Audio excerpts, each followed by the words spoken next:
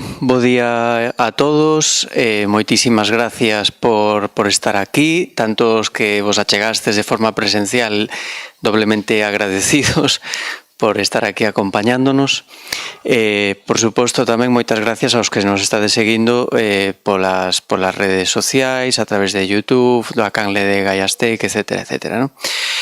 Como sempre digo, bueno, pois Gaiastec é un centro non só virtual, sino tamén é un centro físico ao que vos invito a que veñades aquí a, bueno, pois se vos coincide en Santiago para facer algunha labor de teletraballo, que vos coincide algunha reunión e tendes un oco libre, etcétera, etcétera, que vos acheguedes por este espacio porque a verdade que é un espacio que se diseñou e se ideou precisamente para compartir con todos vos, con todos os cidadáns e cidadás de Galicia, para que poidan ter aquí un espacio colaborativo, que hai unha zona de realidade en 3D, etcétera, etcétera, vale? Para que, oye, aqueles todas que queirades achegarvos, aquí tendes un centro para poder desenvolver as vosas inquietudes. Por outro lado, pois como xa vimos facendo de forma habitual, pois este ano volvemos a ter unha colaboración co Colexio de Enxeñeiros de Telecomunicación de Galicia para pois difundir, non, en certa medida, aqueles aspectos e aquelas tecnoloxías que se van implantando na nosa vida, na nosa realidade cotiá, e que é necesario e que vemos interesante, polo menos, difundilas e que se coñezan, non?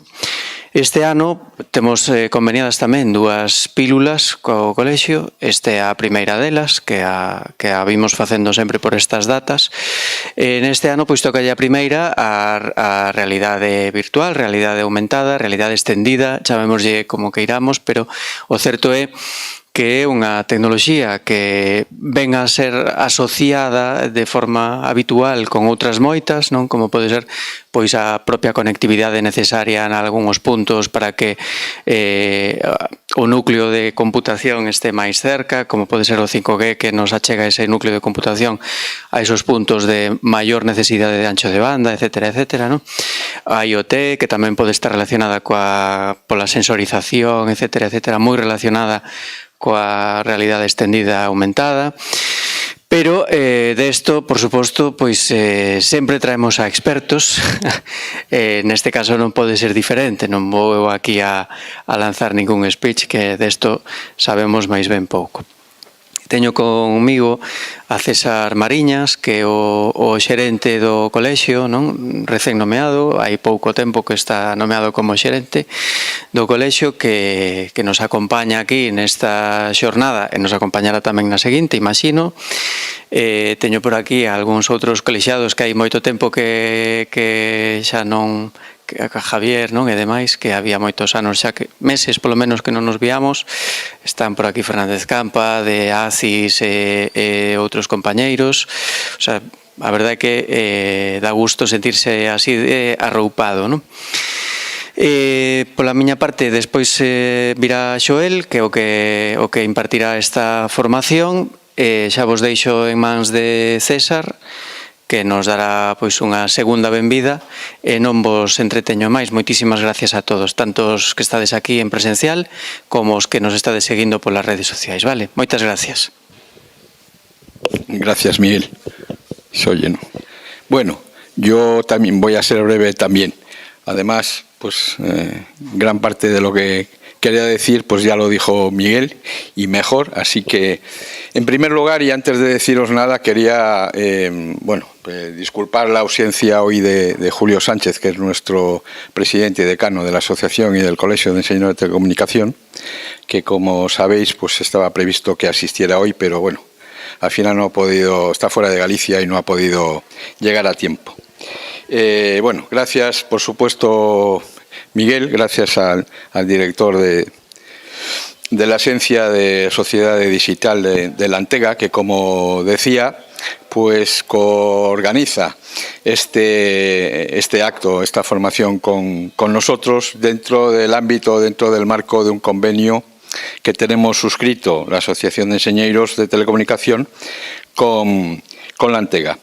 Por supuesto que quiero daros la bienvenida a los que estáis aquí hoy presencialmente y los que nos estáis siguiendo vía streaming por las redes, ¿no? Y por supuesto, pues quiero darle la bienvenida y las gracias a Xoel, que, bueno, pues por haber aceptado nuestra invitación de estar hoy aquí para darnos esta charla, siendo conocedores de su más que apretada agenda. Voy a hacer una muy breve reseña de él, ¿no? Es Xoel Vázquez. Dios es un informático, bueno, viene con nosotros. Es un informático por la Universidad de La Coruña y es en primer lugar es un emprendedor, un gran emprendedor y además yo diría que un enamorado, un apasionado de esta tecnología, ¿no? Del mundo de la realidad virtual y de la realidad aumentada. Y además, pues ya se puede considerar un experto y sobre todo pues en aspectos de la realidad aumentada relacionados con la formación, utilizándose esta como herramienta innovadora y productiva para el aprendizaje. Bueno, es el cofundador y es el actual director, ¿no?, ejecutivo de una empresa que se llama Soya Extended Reality, ¿no?, que es gallega y que, bueno, desde hace, yo creo que hace 8 años o así, ¿no?, o más, bueno, un poquito menos, bueno, pues 4 años que realizan o aportan soluciones de realidad aumentada y realidad virtual. Esto, antes de eso, pues Xoel pues desarrolló su experiencia profesional en este campo en otras empresas como Accenture, ¿no?, Interactive y Mofden, el laboratorio Mofden, donde allí puedo pues trabajar para grandes empresas, ¿no?, hacer proyectos de casos prácticos, ¿no?, y pruebas de concepto para KLM o Shell, cuando empezaban a probar esta tecnología. Y bueno, pues bajo el título que le hemos puesto a la charla, pues ya va implícito pues de lo que va a hablar él y en lo que va a centrar pues la conferencia, ¿no?, sobre todo en las aportaciones, en las aplicaciones prácticas al mundo o al ámbito de la educación, no solo de la educación, sino de la formación en general, con casos prácticos y reales, y también pues espero que nos hable de tendencias, ¿no?, en este campo. Bueno, pues nada más. Vamos a darle paso al protagonista. Por supuesto, después de su charla abriremos un turno de preguntas. Los que estéis aquí pues podéis formularlas libremente, y los que estáis siguiéndonos por streaming pues lo podéis hacer a través del chat que está habilitado para ello. Bueno, pues sin más, muchas gracias por vuestra asistencia. Gracias, Xoel, y cuando quieras. Perfecto, muchas gracias. Tengo el micrófono ya. Bueno, antes de nada, agradecervos esta... No, vamos así, tiramos así. Agradeceros a oportunidade de estar aquí. Eu creo que este tipo de charlas son importantísimas por dous motivos. Primeiro, por a pura labor evangelizadora, non, da tecnoloxía, non? Moitas veces que escoitamos falar de palabras, metaverso, realmentar, virtual, blockchain, pero non sabemos realmente que nos aporta esta tecnoloxía. Noutro ámbito, para dar pois espacio a empresas como a nosa, empresas galegas que están traballando en ámbitos tan innovadores, tan modernos como non é o caso da realidade aumentada e realidade virtual, non? Co cal, de novo, moitas gracias. Como en todas as charlas, as ponencias, obradoiros que dou, o marxe de conocer os casos de uso máis comuns ou aplicados en cada contexto da tecnoloxía, gústame sempre facer unha pequena introducción sobre que é realmente a realidade aumentada, que é a realidade virtual, para que nos axude a entender mellor como aplicada, non? O bo da realidade aumentada, a realidade virtual, é que son as tecnoloxías que no momento que entendemos todas as posibilidades que teñen, que entendemos como funcionan, o resto é moi sinxelo. Todo o mundo llevamos a ver aplicacións no noso día a día, non? Nos, cando empezamos a traballar, lá no 2018, cando fundei a empresa, o primeiro que facíamos, cando íbamos a un cliente, non era contarlle o que facíamos, non era contarlle o que é a realidade virtual. despois contábamos casos de uso, pero xa a partir desa primeira charla, xa os nosos propios clientes empezaban a ver como podían aplicalo nos seus negocios, non? Por contar un pouquiño sobre nós, somos unha empresa que está sentada aquí na Coruña, tenemos dúas vías, digamos, de negocio, máis de lab, onde facemos proxectos a medida, e Augmented Factory, que é o noso produto destinado á industria para a digitalización do coñecemento, non?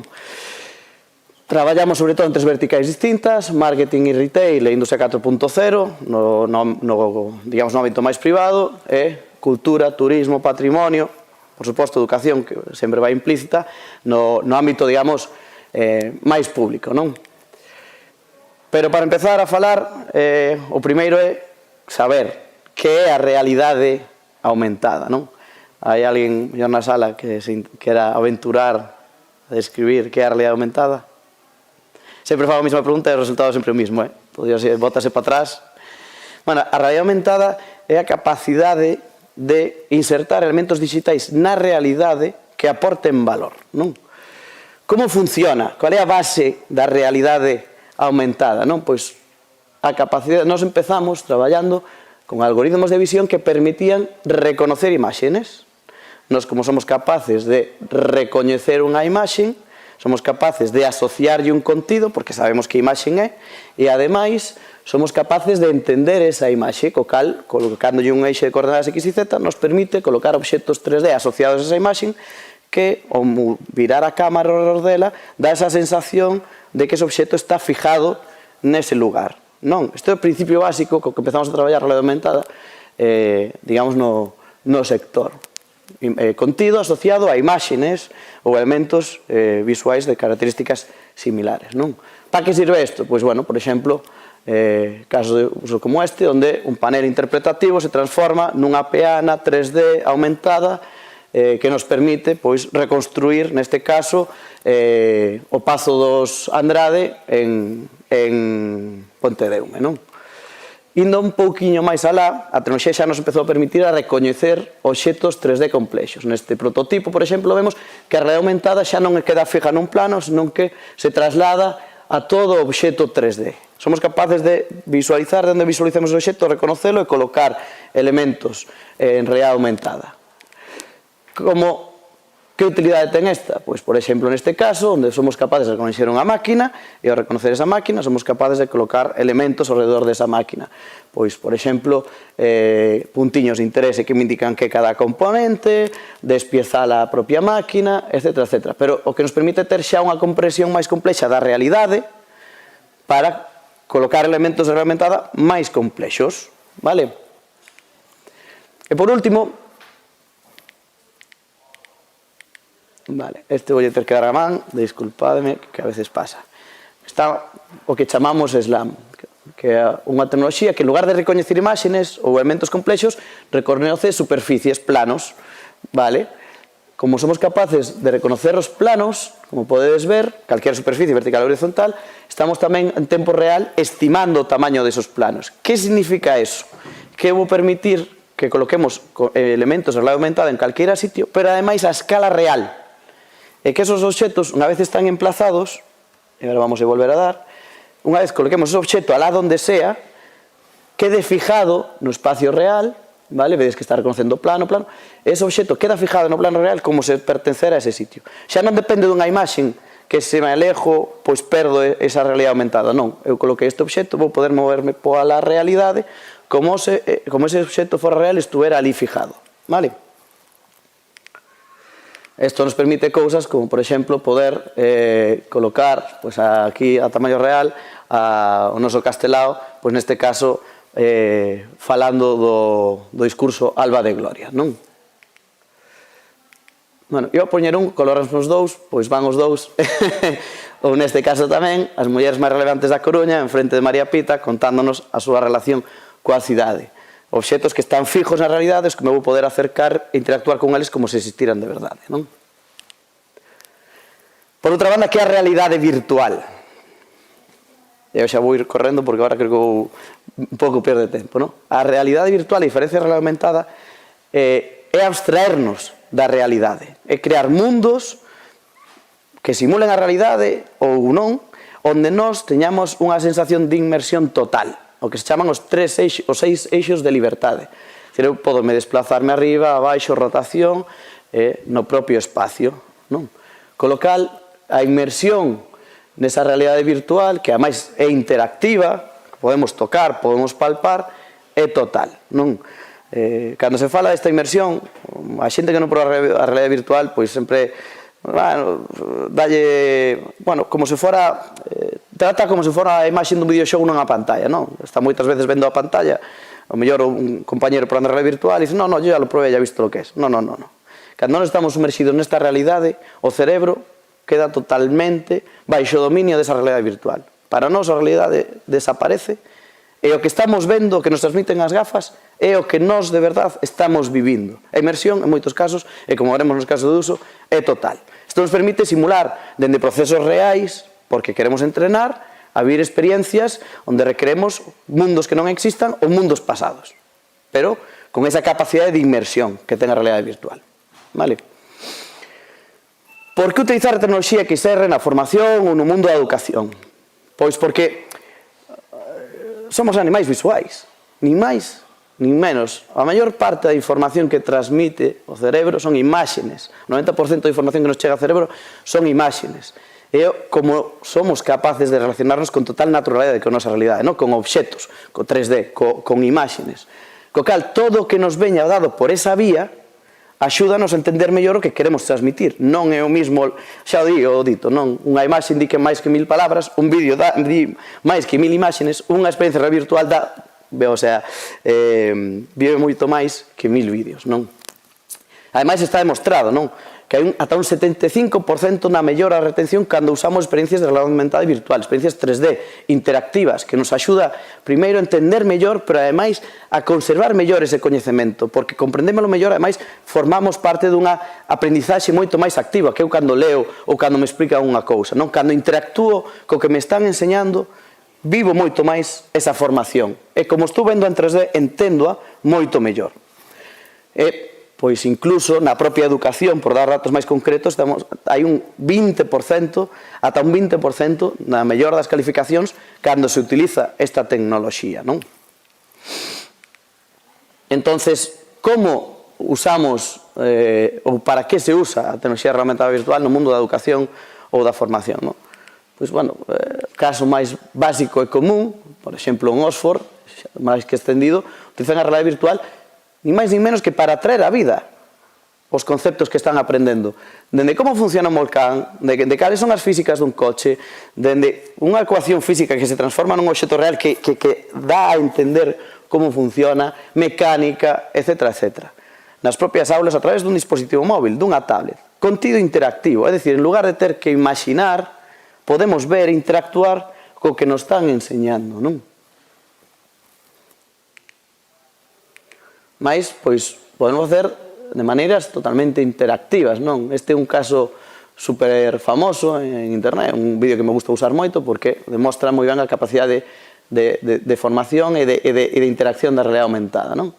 Que son componentes que según vamos unindo, interactúan entre eles e axúdanos a entender, por exemplo, a formación das moléculas, neste caso, de H2O, non? Visual e interactivo. Visual e interactivo. É do que se trata todo. Visual e interactivo. Isto non solamente se circunscribe o mundo da física ou da ingeniería ou dentro da escola, non? A realidade aumentada nos axuda a formar, a educar, a divulgar sobre a nosa cultura, a nosa historia, por exemplo, no mundo real, non? En este caso, foi un proxecto que fixemos para o Concello de Monforte, no que se transformou digamos, a infraestructura existente sobre os recursos patrimoniais nunha experiencia, nunha aventura gamificada en realidade aumentada, onde os rapaces, en lugar de ter que estar na escola escoitando sobre a súa historia, puderon relacionarse con ela de maneira interactiva, non? Unha aplicación que nos guiaba aos distintos puntos e ao chegar a cada punto reproduccións 3D interactivas sobre a famosa ponte de Pontedeume, sobre o Torrendo de Andrade, sobre os distintos elementos patrimoniais de novo interactivos que nos axudan a entender de maneira moito máis visual a nosa historia, a nosa cultura, non?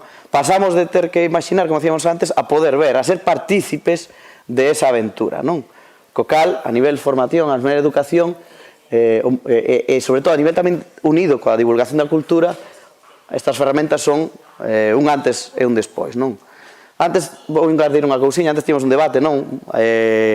Sobre a tecnoloxía, sobre os beneficios, non? Que pode otorgar ou non a tecnoloxía e tamén, por suposto, os posibles elementos negativos desta, non?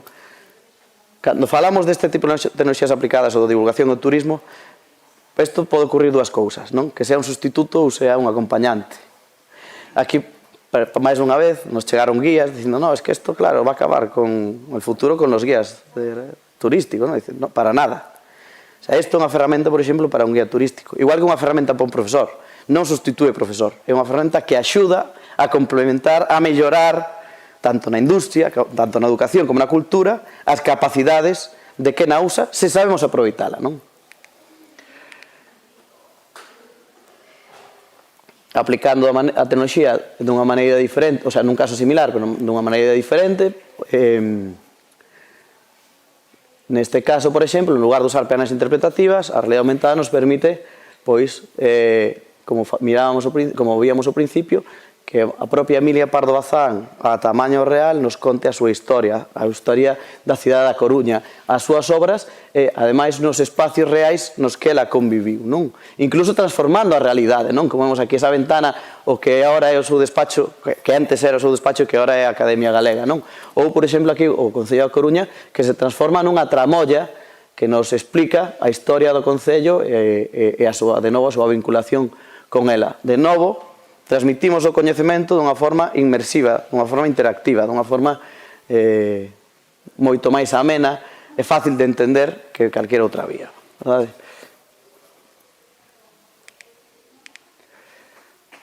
E indo un pouquiño máis alá, na forma de aplicar a realidade aumentada, xa non usamos peanas, xa non colocamos un elemento simplemente, senón a realidade aumentada nos permite incluso transformar espacios. Casi en algo que sería parecido á realidade virtual. Neste caso, estamos transformando esta plaza no que era o antigo campamento Aquisquerquenis, en Ourense, non?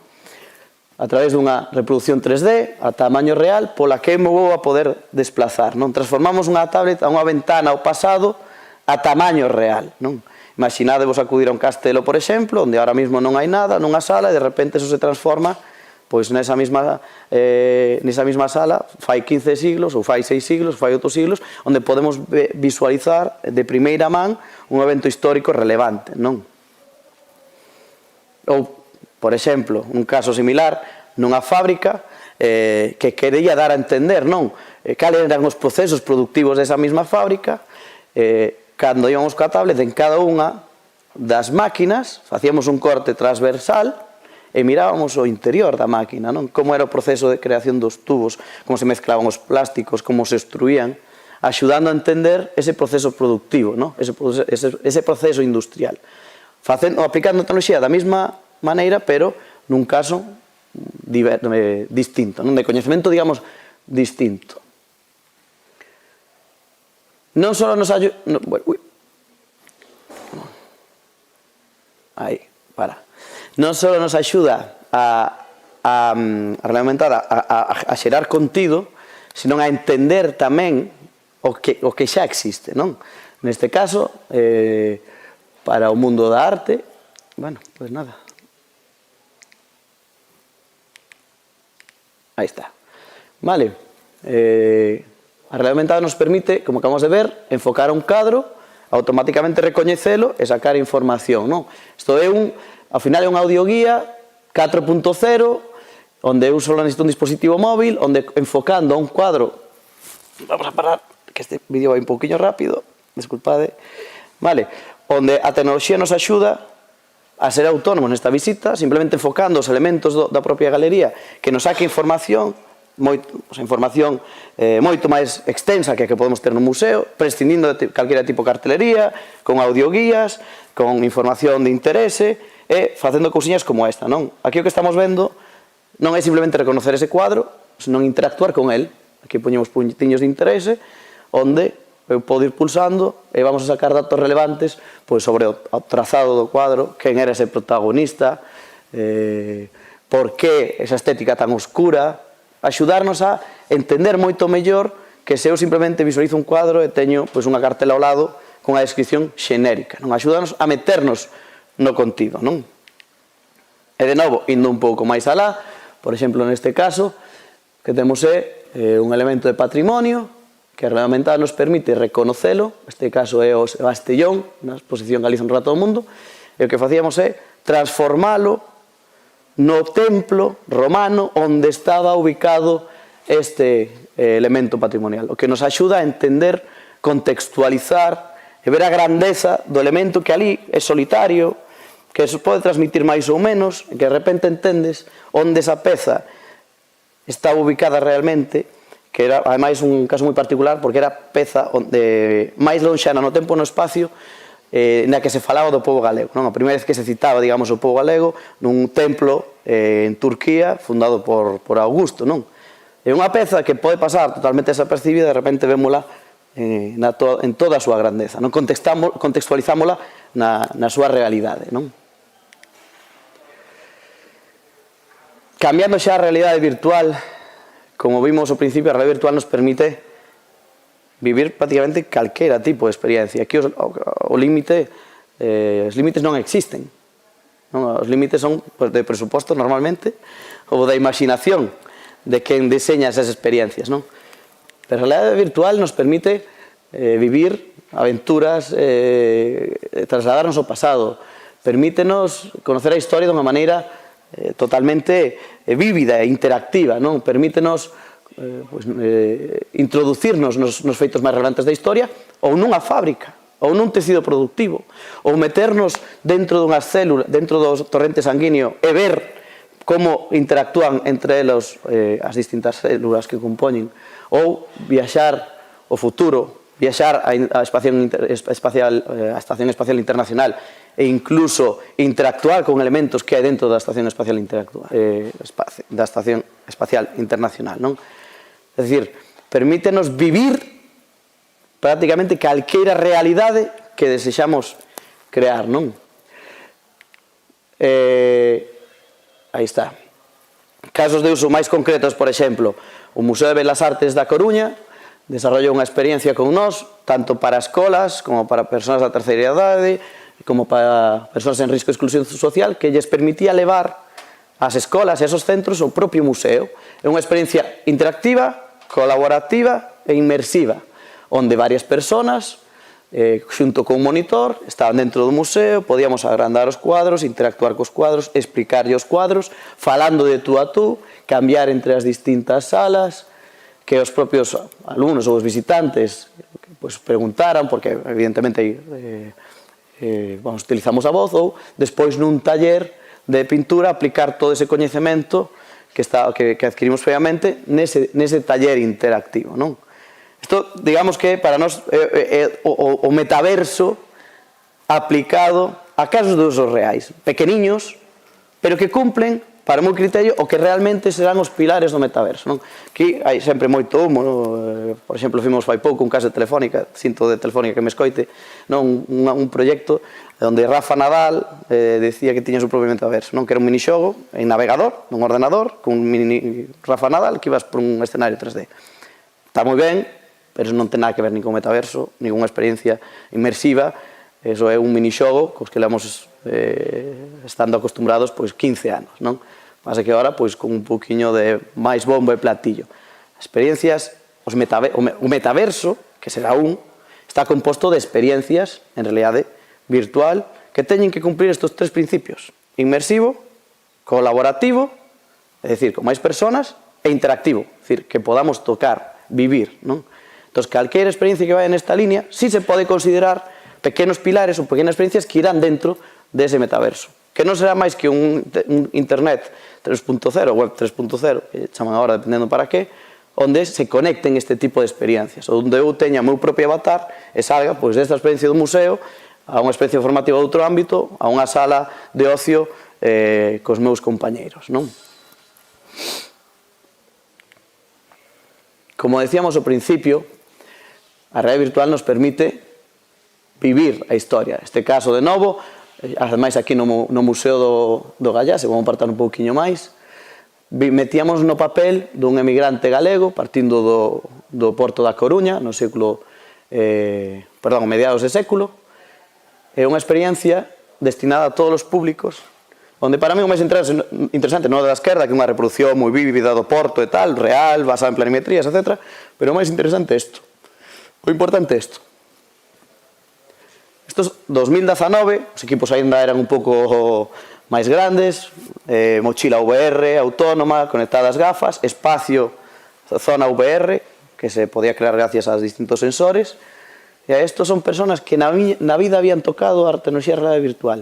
E a diferencia do que se di ou se cree nos medios, que dá medo, marea, non. Da medo, marea é unha experiencia mal feita. Estas personas, en 30 segundos, están metidas absolutamente nesta realidade. Tocando, interactuando, a rapaz antes saludando os veciños que deixaba atrás e lle devolvían o saludo, dicíndolle que se fora tranquila, que quedaba todo ben. Tanto é así que tuvimos que levar pañuelos para a próxima experiencia porque a xente máis maior acababa chorando, na maior parte dos casos, tras vivir esta experiencia porque evidentemente lle traía recordos do pasado, non? E isto é a realidade virtual, esta capacidade de inmersión, de vivir o que queiramos contar como se estuveramos aí, non? E quero facer alarde desto porque as capacidades que nos permite esta tecnoloxía son absolutamente infinitas se as usamos ben, non? Indo xa no ámbito de formación máis técnica, non? Neste caso, por exemplo, a realidade virtual utilízase por training, VR, digamos, non? Neste caso, por exemplo, un simulador que fixemos para os FPs, onde os alumnos podían interactuar con un forno industrial moi costoso, do que hai pouco número nas aulas, que máis operal é moi costoso porque tens que facer recetas, etc.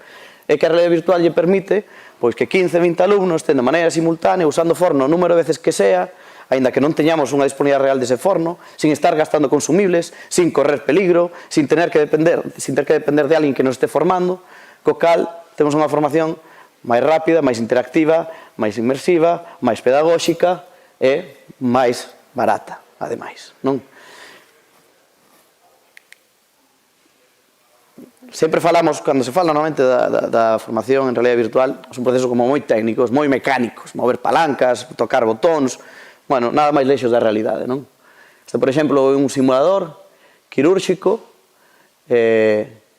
xa que ten un tempo, a verdade, e aínda así tremendamente real e inmersivo, non? O marxe do avatar do robot, que, bueno, pode ser estar mellor ou peor escollido, o importante é isto, non? A capacidade que temos de ver, simular cos materiais de unha maneira totalmente real, non? Onde estamos formando paso a paso nun proceso moi preciso, moi complexo, pero que ademais podemos interactuar cos elementos, como podes ver, de unha maneira totalmente real, non? Que significa isto? O que significa isto para min? O que decía antes, que as capacidades da realidade virtual para mostrar, para enseñar, para formar, son infinitas. E podemos facelo, ademais, dunha maneira guiada, formada e divertida, a verdade. A realidade virtual non é só probar, a realidade virtual nos pode permitir entrenar o operario, é dicir, formar o operario, o técnico, o alumno, é dicir, indicándolle, como este caso, paso a paso, que é o que teño que facer, paso 1, fai isto, faino, paso 2, fai isto, faino. Podemos practicalo, é dicir, sin instruccións, nós ver como interactuar, ou incluso podemos examinar nesa mesma plataforma de experiencia o alumno, é dicir, despois de ter toda esta formación, agora faino ti solo, a ver que pasa. E analizamos os erros, os tempos nos que se fixe o procedimento, co cal somos capaces de evaluar esa formación recibida, non?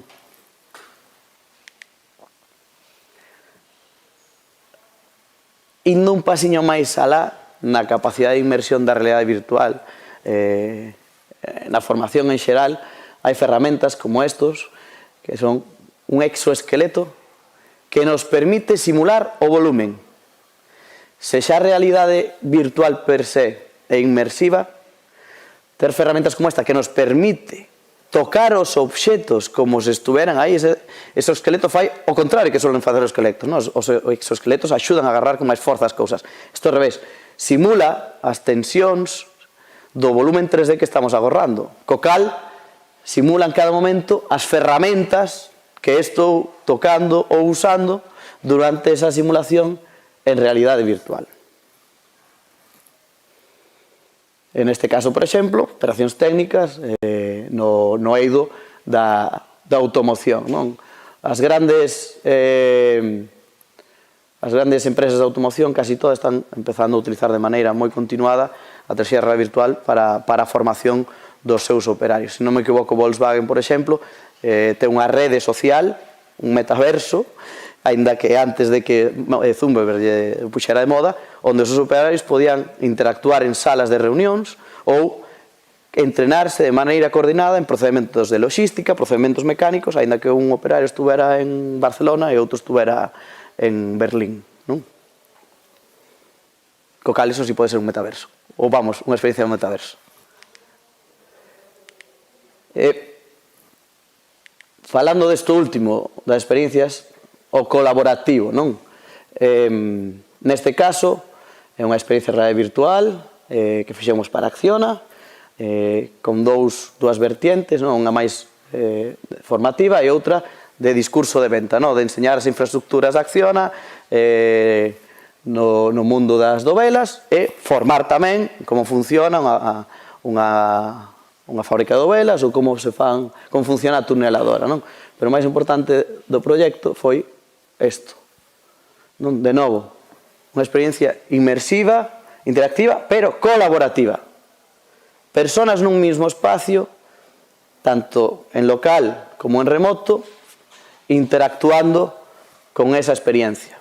O máis relevante desto xa non é a capacidade de interacción entre as persoas dentro dunha mesma sala, senón a infraestructura. Por que digo isto? Como vistes o vídeo ao principio, facer unha experiencia virtual colaborativa no museo levounos un coste de hardware enorme. Cada persona cun equipo, un ordenador de casi 2.000 euros, unhas gafas de 1.500 euros, sensórica na sala para poder, digamos, sensorizar o espacio no que se iba a facer a experiencia virtual e seguir as distintas personas. Dicir, o mellor, 6.000, 8.000, 10.000 euros en infraestructura para facer unha experiencia real virtual nun espacio que lle permitira ser colaborativo entre as persoas que había nese mismo espacio. Hasta aquí, seguídesme. E, ademais, o feito de que a instalación ten que ser fija. É moi costoso. Se eu teño que levar unha experiencia virtual a outro sitio, teño que desmontar todo, volver a montar, etc. Estos son dúas gafas que costan 350 euros cada unha e non necesitan nada máis. Quero dicir, a diferencia é enorme. 2 anos de diferencia entre un hardware e outro. Son as Oculus Quest 2, as máis conocidas ahora do mercado, que nos permiten nun maletín como este levar unhas gafas, como se que levar 20, e eu ahora mesmo aquí en 30 segundos podo montar un escenario de realidade virtual para 3, 4, 5, 6 personas a un costo ínfimo. Isto é moi relevante porque é o punto no que a tecnoloxía se empeza a facer realmente útil para o público masivo, no que todo o mundo se empeza a poder permitir o uso desta tecnoloxía, porque é fácil de instalar, é fácil de usar e é barata, ademais, non?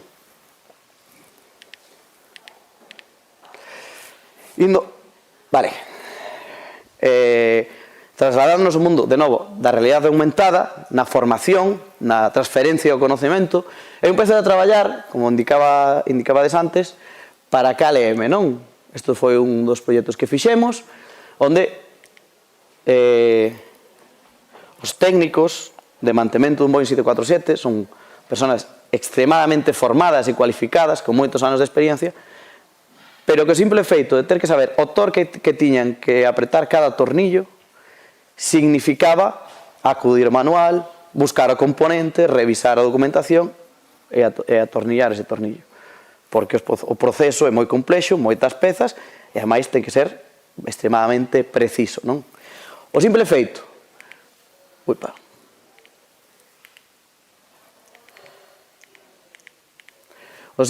de facer unha aplicación que lles permitira enfocar, como vamos ver agora, o motor e que lle indicara que é cada peza e con ela un acceso directo á información máis relevante durante os procesos máis habituais ou directamente o manual, xa lle ahorraba solamente isto un 30% nos tempos de operación. O simplemente acceder de maneira directa, gracias a ferramentada, a información precisa no momento preciso. E da igual que o técnico tuvera 30 anos de experiencia que 15, que 5, porque axudábaos a seguir ese proceso de maneira moito máis rápida, non? Isto foron un pouco, digamos, os inicios, non? Como empezamos a aplicar esta tecnoloxía no mundo da industria, non?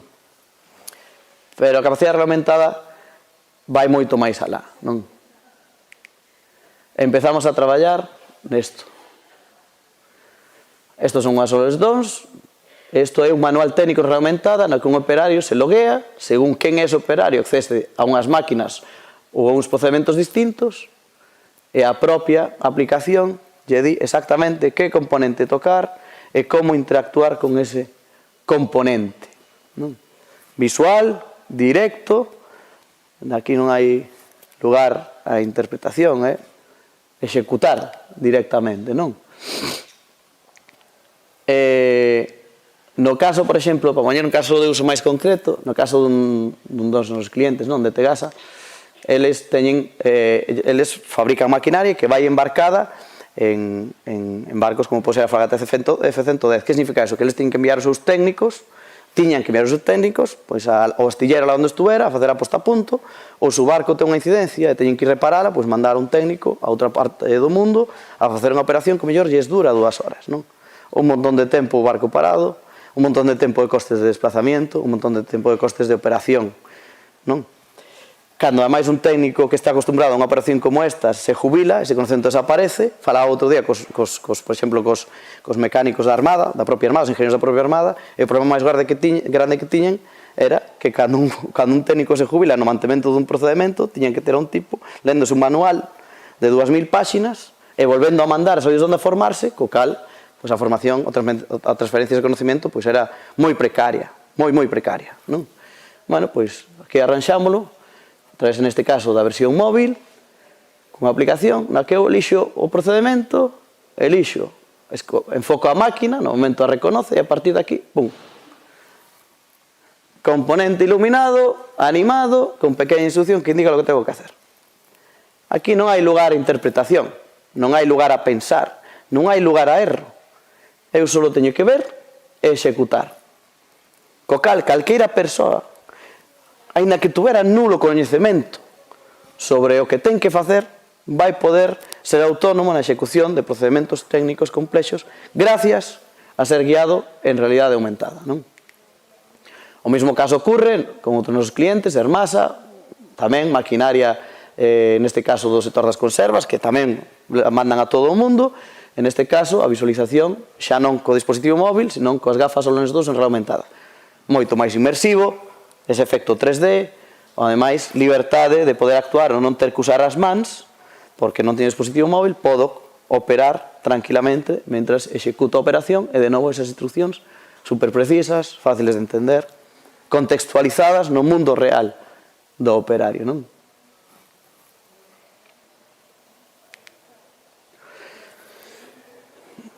De igual maneira que fixemos o esforzo para facer os manuales técnicos durante a operativa, coa mesma técnica, usámoslo para pura formación, non? En lugar de ver as instruccións sobre a máquina, usamos o modelo 3D da máquina, coa que creamos instruccións e nos permite, pois, na aula técnica, na casa, na oficina ou no taller, poder formarnos, poder repasar esos mismos procedementos. Co cal, a vertiente non solamente dun uso operativo, senón dun uso formativo previo ás propias operacións. E todo, pois, cunha mesma ferramenta, non?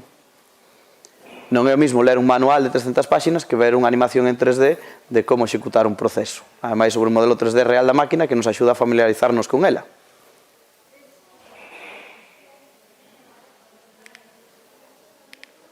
E por último, falar un pouco das ferramentas de creación. Evidentemente, despois acabarei falando do meu libro, pero a tecnoloxía de realidade virtual, 4 minutinhos, vamos perfectos. A tecnoloxía de realidade virtual fai 4 anos era moitísimo máis costosa que agora. Por qué? Porque xerar este contido era moi costoso, ¿no? Desarrollar de cero unha aplicación, un manual técnico reglamentado, onde tens que modelar en 3D, desarrollar a aplicación, desplegala, etcétera, etcétera, sea en realidade virtual, sea reglamentada, os costes eran moi altos, non? Agora, hacia o que tende a tecnoloxía, hacia o que tende o sector, sea para facer experiencias formativas, non?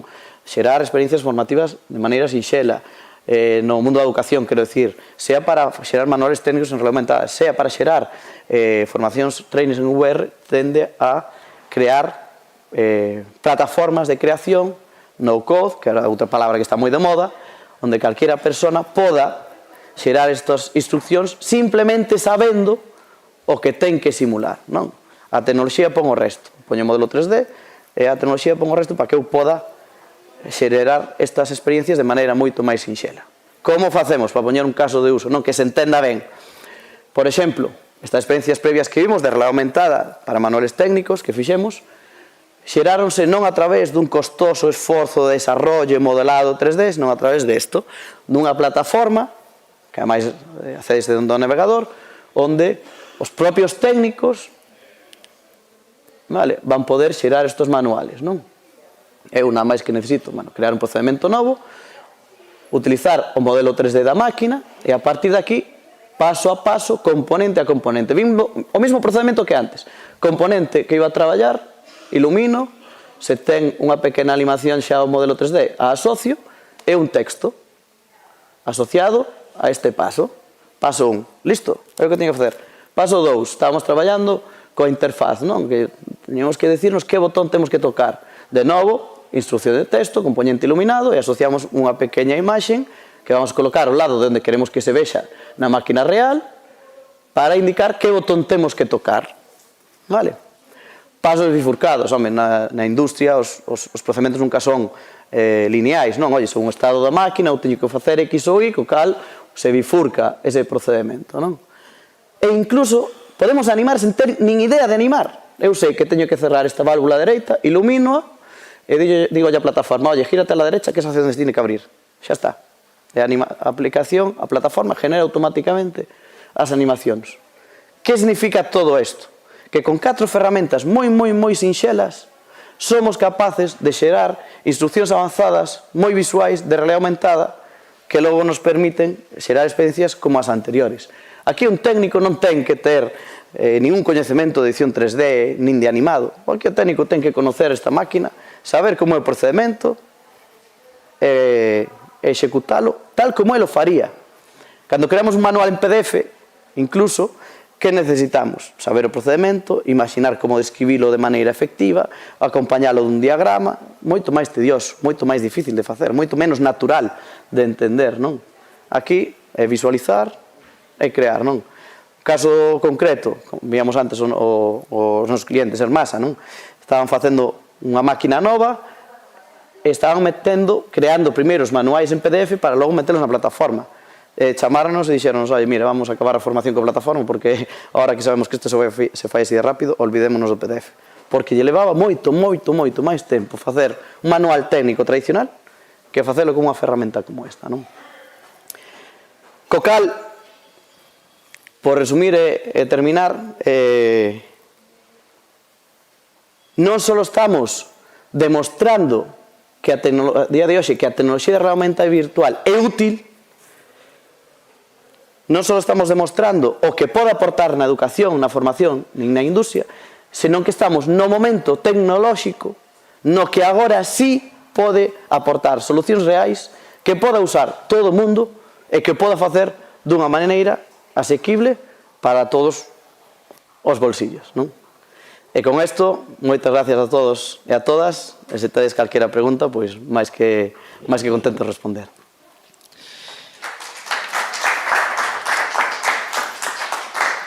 Clavado, está mirando o reloxo porque estaba me pitando xa de que pasamos 40 minutos. Moitas grazas polo relatorio, Xoel. Imos pasar agora a comprobar se hai alguén que quera facer algunha pregunta aquí presencial. Se alguén ten... Sí.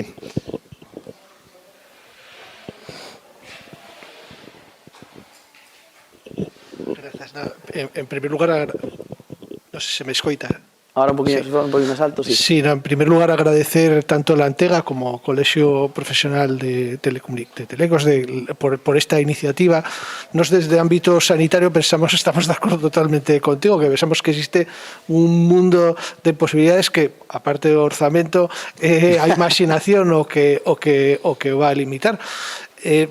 Facilitaste también algún tipo de información muy útil en lo que se refiere, porque bueno, nos estábamos pensando máis do ámbito de formación dos profesionais, tamén a capacidade que tienen non solamente de formación, sino de simulación en paciente en real. Nos temos moitas imaxen dun paciente e a posibilidade de que un profesional poda levar a cabo unha técnica con carácter anterior a la intervención real, pues de unha forma simulada, pues pode ter un valor enorme para coñecer cales son as dificultades, pero tamén aparecen bueno, pues otros temas como o mantenimiento dos equipos, son equipos de moitos de alta tecnoloxía, con unos mantenimientos moi complexos e que evidentemente pues estos sistemas probablemente tamén poden facilitar pues o coñecemento e as instruccións de mantenimiento preventivo que se teñan que facer.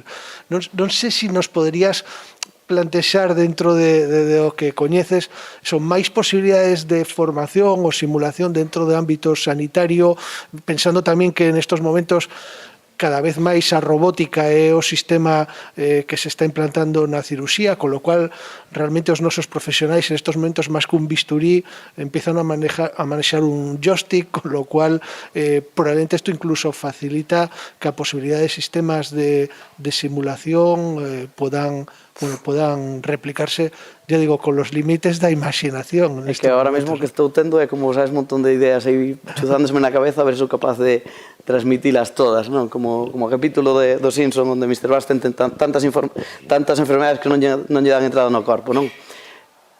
Casos no mundo sanitario son infinitos.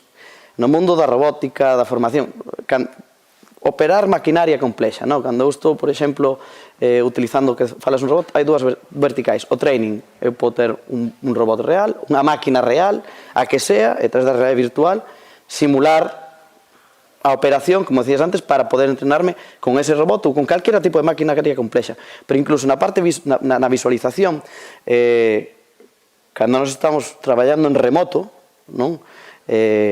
Agora que se utilizan son puramente cámaras, non? Pero o máis importante é o que hai que incluir e que xa se está facendo é a contextualización da información en tempo real para o propio cirujano ou para o propio experto, non? Que eu sea capaz de estar facendo a operación e pois poñerlle encima un TAC ou un modelo 3D da prótesis que teño que incluir ou información en tempo real do estado do paciente, non? O que fai é realidade aumentada, que é contextualizar información sobre o mundo real do técnico, non? Co cal, de novo, training e apoio ás operacións ou o traballo en tempo real. Pero, ademais, no mundo sanitario en xeral, aplicado á rehabilitación, por exemplo, non? Un caso que seguro que conoces máis que extendido, non? Bueno, extendido, que se empeza a extender, que se conoce, non? Tanto para Silver Age, terceira idade, para poder axudar pois, con exercicios cognitivos ou exercicios físicos, non? Para evitar o deterioro tanto cognitivo como físico. Para os rapaces, para axudarles a pasar a distintos tipos de traumas ou momentos traumáticos, non? Había unha campaña moi famosa en Brasil que durante as vacunas lle poñían unha experiencia virtual que era como unha aventura e de repente poñíanlle como que lle queimaban cun lume así, non me acordo como era, pero no rollo de aventura lle queimaban con un lume que era como indicio de que habían pasado pola aventura e era cando lle poñían a agulla e os rapaces nin se enteraban de que lle puxeran nada, non? Incluso cada uno é un caso de uso que non chegamos a executar, que a mí me pareceu super interesante, que era para rapaces con distintos tipos de autismo, etc., etc., os que lle costa moito enfrentarse a situacións rutinarias para outros rapaces.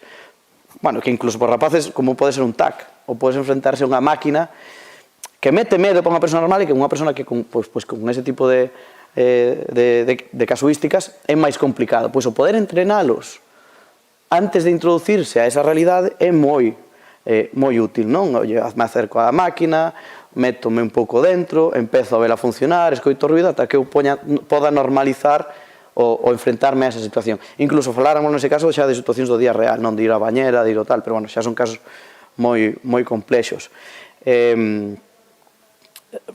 Co cal, non sei se me quedou alguna cousa atrás, non sei se queres que profundice en algunha máis, pero que, como che decía, o sea, tanto para os pacientes como para... sí, é verdad. Dous casos moi particulares, non? Dúas empresas que non sanitarias, dúas empresas que traballan para a sanidade que fixeron aplicacións que acabaron utilizando os propios sanitarios, non? Unha especie de realidade virtual que quería demostrar como funcionaba un material quirúrxico, non? Por que era tan bueno, e simulaba o proceso nunha rodilla, non me acordo, meter unha prótesis e tal, non? Todo o proceso. Pois os cirujanos acabaron, os que compraban ese material, acabaron usando para entrenarse. Non só para demostrar como funciona, son para entrenar o proceso, como te indicabas antes, para cando eu vai a facer de primeira vez, xa tiña máis que mecanizados os procedementos, non? O outro caso, unha empresa galega aquí, Servicio Móvil, cliente nosa, non? Que provende armarios logísticos. Son armarios moi peculiares que se actualizan según o estado do inventario do que teñan dentro, non? Bueno, pois hai que entender como funciona. Fixeron unha aplicación reglamentada que eu levando unha tablet simulaba todo o proceso, poñíalle o armario logístico aí a quen do mundo sanitario fora a utilizar. Oye, como se quita, como se pone, doy de alta al paciente, quito el producto, utilizo una operación, volvo a meter dentro, recalculo el inventario. Co cal, unha ferramenta que era puramente comercial acabou se transformando nunha ferramenta de formación para o uso dese material, non? Entonces, bueno, como podes comprobar, as posibilidades son enormes, son enormes.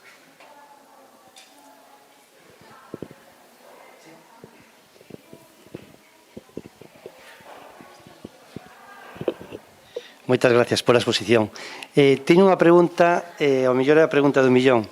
Vamos a ver, cando empezábamos ca teleformación, fai 15, 18 anos, todos naquele momento, tanto entidades públicas como privadas, pois intentábamos facer o máis tecnolóxico posible no momento, máis interactivo, e todos facíamos os cursos, en lugar de cursos planos, pois cursos, pois naquele momento estaba Adobe Captivate, e agora hai moitos programas para facer os cursos o máis inmersivos posibles, interactivos e demais.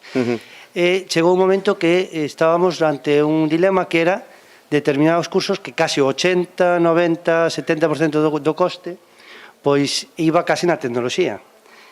Moi pouquiño no que é o máis importante, que eran os contidos, profesores e demais. Isto agora xa está superado.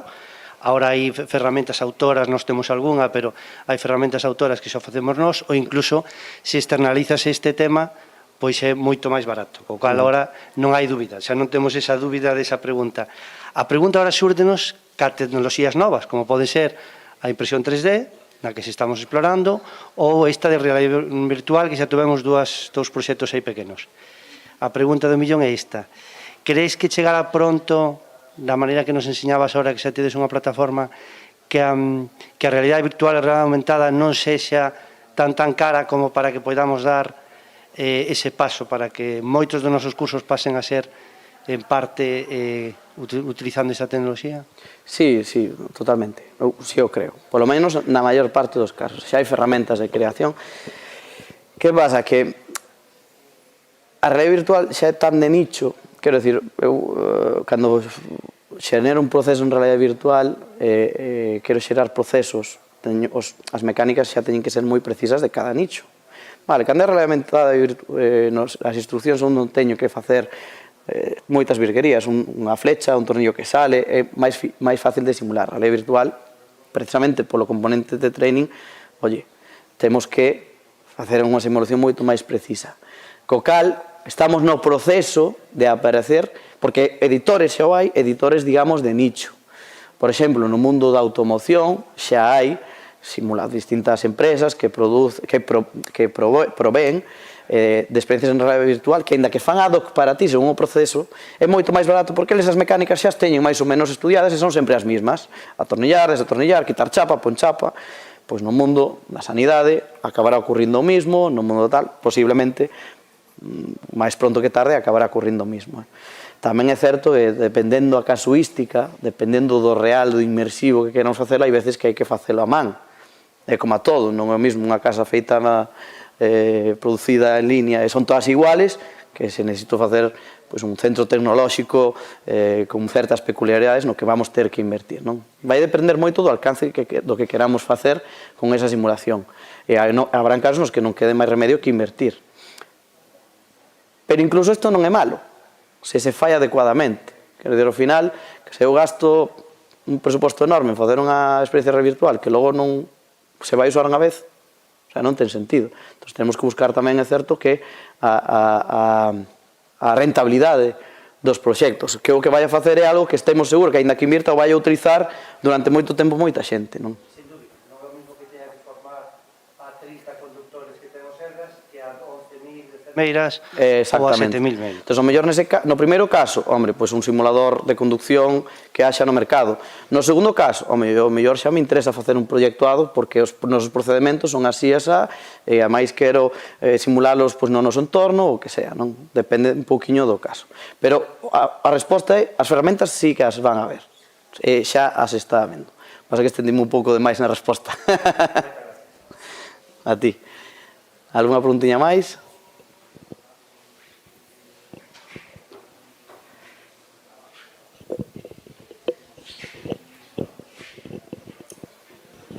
Sí, efectivamente, Xoel, temos preguntas que nos chegaron xa a través do streaming. Pasamos agora que xa non temos máis preguntas en sala para trasladalas.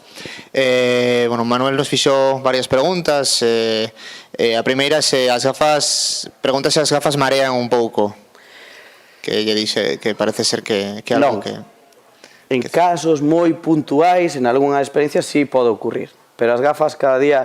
A tecnoloxía é moito mellor e os mareos producidos a ela, por lo menos nos primeiros minutos, a día de hoxe son moi reducidos. Home, se levas 2 horas usando, sí que ten efectos nocivos, porque ao final tes unha gafa pegada a un ollo, pero cada vez moito menos, non? Sobre todo, pois en períodos cortos, en experiencias cortas, non? Que o que pasaba ao principio con miñas gafas xa me mareaba, non? Eso xa prácticamente non ocorre. E dígolo porque sabemos de primeira mano. Como decíamos polo Gallás, estuvo 6 meses aberto, pasando máis de 60, 70, 80 personas todos os días, e casos de mareo habría, seguro, pero non recordo ningún, ou que fora especialmente relevante, non? É unha experiencia fai 2 anos, e xa non íbamos só con unhas gafas, iban con un mochilón, as gafas, etcétera, etcétera. Moi ben, pasamos coa seguinte. Pregúntanos se ten algunha relación a realidade aumentada e virtual coa inteligencia artificial. Pois como todas as tecnoloxías, depende como a queramos utilizar. Bueno, primeiro, a inteligencia artificial está detrás de prácticamente toda a tecnoloxía de visión, pero ao marxen deso se pode integrar. Por exemplo, un dos puntos que nos queremos atacar é que, ademais de ter instruccións en realidade aumentada, comprobar que ese paso que se fixo correctamente, que é o seguinte paso, non só poñer instruccións e dicir, si lo has hecho. Eso faise solamente a través de inteligencia artificial, visto por computador, que comproba que o que está vendo correspóndese con o estado que debería ter a máquina, co cal, pois, por suposto que se pode integrar en moitísimos casos. Moi ben, pregúntanos tamén respecto aos exemplos que deches de realidade pois aumentada, que porcentaxe de erro hai cando identificas unha peza dun motor ou un tornillo, por exemplo, de que non se esa peza exactamente é esa outra que identifica?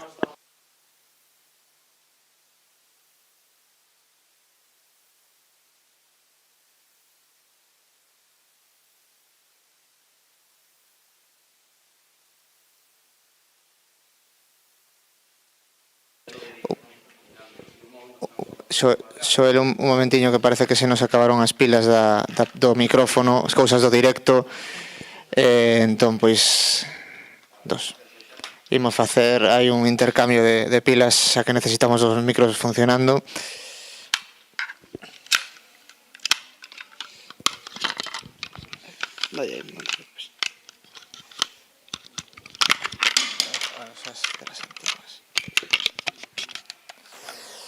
Listo? Xa retomamos o audio. A xente que estaba en streaming, se podes repetir esta última resposta, porque como era unha persoa tamén que estaba no streaming. A precisión, pois sí. Eso, nas HoloLens se está ben sincronizado que o modelo 3D da máquina coa máquina real, escasos milímetros. Ademais é moi estable, en que te desplaces deixa todo prácticamente no sitio. Un dispositivo móvil medio, de 200, 250 euros, pode haber a veces unha deriva de medio centímetro, pero moi pouquiña, moi pouquiña. Moi ben, perfecto. Moitas grazas. Pasamos agora a preguntas que nos chegan dende a Aula CEMIT de Vigo. Bueno, fai dúas preguntas, pero ímola sintetizar nunha sola. Gustaría saber as aplicacións de realidade extendida para persoas con mobilidade reducida. Di que agora mesmo ten alumnado no aula que se despraza en cadeiras de rodas adaptadas, entón gustaríalle saber pois que utilidades podería ter a realidade extendida. Claro, o sea, é unha pregunta complicada, depende para que, o sea, cal é o obxecto. O sea, a pregunta non é que aplicacións de realidade virtual hai para a xente con mobilidade reducida, non, cal é o obxecto de usar a tecnoloxía. Para que o queremos? Queremos que non se desplace? Pois o mellor, pois facer experiencias, aulas virtuais, en realidade virtual, etc. etc. No mundo da mobilidade, como decíamos antes na rehabilitación, se están facendo cousas para propio cuidado desas persoas, non? Que esos procesos de rehabilitación pois sexan máis a menos, que sexan dirixidos por unha aplicación, que estén gamificados.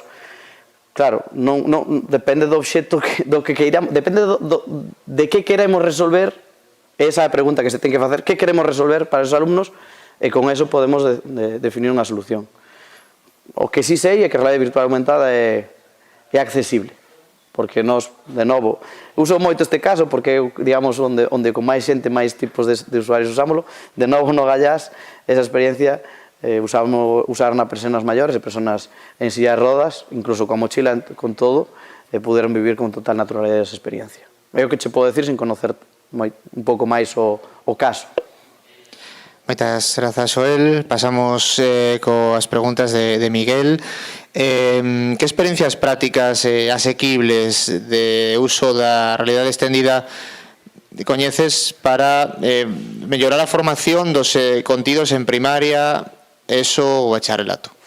Pois, ahora mesmo xa hai no mercado empresas que provén dos propios contidos feitos, como aplicacións divididas por materias e áreas, por outro lado, ferramentas de creación para xerar os contidos, non? Onde tes unha librería de obxectos 3D, de modelos e tal, onde son, para min é máis interesante, onde son os propios profesores, según o que queiran contar, os que montan os contidos. Evidentemente xa tes un sistema solar feito, tes un soldado medieval, ou tes tal, axúdalle, de novo, como veíamos, con unha plataforma de creación, estilo esa, a que sexan os propios profesores os que xeneren ese contido e vinculen a distintos espacios. Nos, por exemplo, fixemos un proxecto xunto con máis empresas para Antega, se non recordo mal, con Antega, a Televisión de Galicia, para xerar precisamente unha ferramenta que permitira crear conteúdo avanzado en realidade de maneira sencilla. E ao final é un editor 3D, onde eu xa teño un repositorio de obxectos, o que podo seguir metendo máis obxectos, e que a mí me permite, de maneira sinxela, crear eses contidos en 3D. Despois visualizalos, saia en realidade aumentada e serra virtual. Normalmente o coste desas plataformas é por uso, e depende do que hai no mercado, son máis ou menos asequibles. Pero eu creo que por onde van ir os tiros. O sea, habrá, o día de mañá, seguramente, igual que ahora temos editoriais cos libros, os editoriais incluirán a formación en realidade aumentada, e logo habrá ferramentas que eu creo que os profesores é máis versátil para que eles podan crear o que consideren, e así, que a formación sexa, depende un pouco máis do profesor, máis adaptado ao profesor, non? E máis, sobre todo, ahora, cando o contido en 3D na rede é cada vez máis abundante, está todo digitalizado.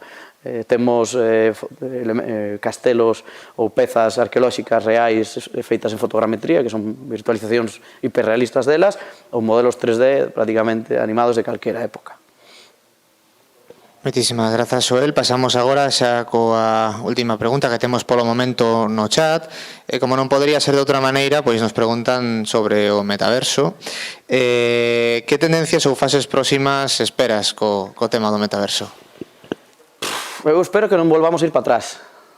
Eso primeiro. O sea, evidentemente o anuncio de Facebook, desa transformación en Meta, pois supuxo que todo o mundo conoce agora o metaverso. Que todo o mundo conoce o metaverso supose tamén que a xente se olvide de que é a realidade aumentada virtual. O metaverso non é máis que unha forma de construir con realidade aumentada virtual algo. Vale? Ese algo agora está bastante deslucido. Non falaba antes da experiencia telefónica ou moitos outros que están dicindo que hai moitas cousas que son metaverso e que son simplemente experiencias interactivas, experiencias animadas en plataformas tradicionais. Eso non é o metaverso. Que é o que espero eu e que creo que vai a pasar, que esta fase de aproveitarnos todos da situación e do hai para facer cartos con cosas que realmente non son metaverso, pase unha segunda fase, e creo que así está ocurrindo, como sempre que o fumo empeza a desaparecer, onde queden experiencias de verdade que sean esa semente do metaverso. Que serán esas sementes do metaverso? O que falábamos antes. Experiencias de realidade virtual en moitos ámbitos distintos, non só no ocio, porque todo o mundo fala de metaverso no ocio, eso para min é o caso de uso menos útil, senón no mundo da formación, do entrenamento, da psicología, etc., onde as experiencias de realidade virtual, é dicir, inmersivas, que ademais sean interactivas e que sean colaborativas, empecen a conectarse unhas con outras. Iso é o metaverso, non? Ahora xa hai empresas que dotan de ferramentas para que un avatar sea común entre distintas plataformas. Que significa eso? Que vamos a poder interconectarnos. Que significa eso? Que vou poder ter a miña personalidade igual nesta experiencia do metaverso, como nesta experiencia do metaverso, como nesta experiencia do metaverso. E cara aí, cara onde temos que ir. Un ecosistema conectado, como igual hoxe eu paso dunha páxina web a outra e o que pasa é Xoel Vázquez Dios cos miñas credenciais, cos meus recursos, no mundo no metaverso ocurrirá o mismo. Xoel Vázquez Dios, co seu avatar, os seus tokens ou o que sea, pasará de experiencia en experiencia, como hoxe navego, pero nun entorno inmersivo, interactivo e colaborativo. Entonces, ahora que vamos a ver, espero que empecemos a ver, sean experiencias de realidade virtual cada vez máis potentes, que aporten valor e que se empecen a conectar entre elas, non? Que pasemos pois do metaverso de Facebook ao metaverso ou a experiencia de realidade virtual de formación X ou a outras experiencias similares. Non sei se me expliquei, non sei se me entendeu correctamente. Xusto temos unha pregunta que ten relación con isto, que eu entendo que é o que acabas de explicar agora, porque a pregunta é previa a que o dixeras. Dinos, Miguel, dixeches que o metaverso será único. Pregunta, seguro? Entendo que eso de que será único será a parte do avatar e demais que podas... Bueno, como a todo Dios dirá, quero decir, as ferramentas construense co camiño, co cal veremos o que ocurre, non? Agora está moi de moda a descentralización, independientemente de como este construído por debaixo, o metaverso será un no sentido no que hoxe o é internet. Pode haber outros internet, sí, pero que o concepto de metaverso é a unión de experiencias, de espacios, de coñecemento a través dunha vía onde me podo mover, desplazar entre eses distintos tipos de experiencias. Entón, eso será o metaverso. Que poda haber distintos metaversos, igual que hai distintas galaxias, pois sí, pero esas galaxias, esos metaversos, teñen que estar conectados entre eles. Que o mellor hai un totalmente descentralizado ou paralelo, igual que hoxe pode haber internets, digamos, menos oficiais que todos coñecemos e que a máis os usos por regla xeral non son os máis éticos. Sí, pode habelo. Pero ao final o concepto é o concepto que diría Manquiña, non? Que é esa unión entre experiencias de realidade virtual. Logo habrá unha ou 20, veremos. O que sí sei é que meta non é un metaverso, é unha experiencia que habrá dentro do metaverso. Moi ben, coido que con iso quedou xa moito máis explicado. Vou trasladar a última pregunta e imos pecharse a quenda para que non se estenda ata o infinito. Por falar non teño problema. Así que nos pregunta Estefanía que recomendacións lle darías a unha persoa para formarse en realidade virtual. Bueno, que ahora é, primeiro unha reflexión, que ahora é afortunada. Nós, cando empezamos a traballar con realidade virtual, a formación era absolutamente autodidacta, non existía educación formal, e o único que podías facer é como facer na universidade, tirar de APIs, videotutoriais en YouTube, que sempre axudan, etc.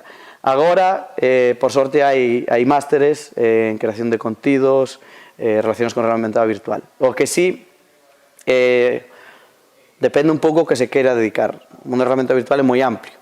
Nós temos perfis moi distintos. Temos diseñadores UX UI e diseñadores de produto que se dedican a pensar como utilizar a tecnoloxía e a diseñar as experiencias para que sean usables e as interfaces desas experiencias.